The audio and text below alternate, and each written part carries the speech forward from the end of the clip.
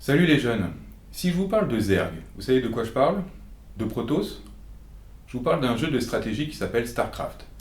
Dans ce jeu de stratégie, l'objectif va être de miner des ressources pour construire une armée et aller combattre d'autres armées. Et dans l'univers de ce jeu, il va y avoir trois races.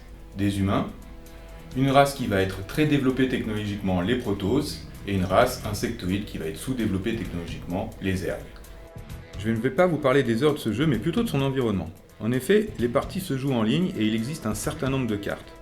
Le jeu, et ici je vais vous parler d'une carte de StarCraft 2, a une scène compétitive. Afin de ne pas créer de déséquilibre, les unités comme les cartes sont fréquemment mises à jour. Alors des environnements, il en existe plein.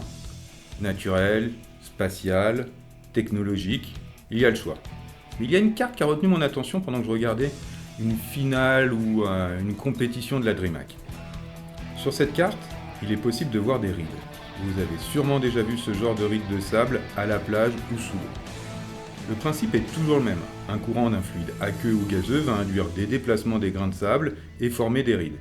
Et oui, je sais qu'il existe d'autres types de rides et non, je n'en parlerai pas.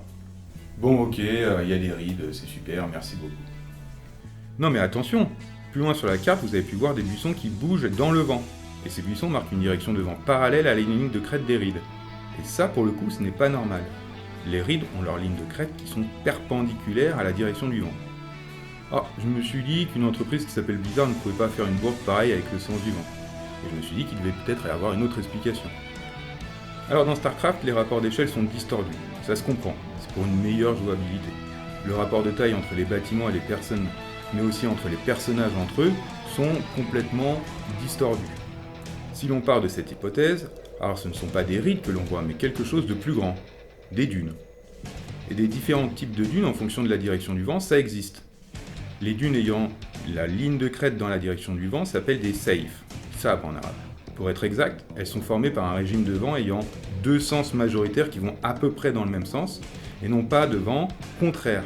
Donc de nouveau, peu de chances que ça soit ça. Bon, je suis désolé Blizzard, mais vos structures géologiques, elles sont pas cohérentes. Ou sinon, je les connais pas. Après tout, je suis paléontologue moi, pas géologue éolien. Quoi qu'il en soit, j'espère que l'épisode vous a plu, et moi de mon côté, je vais aller me faire un petit kiff de nostalgie en regardant un bon vieux Ponfétude. À la prochaine vidéo.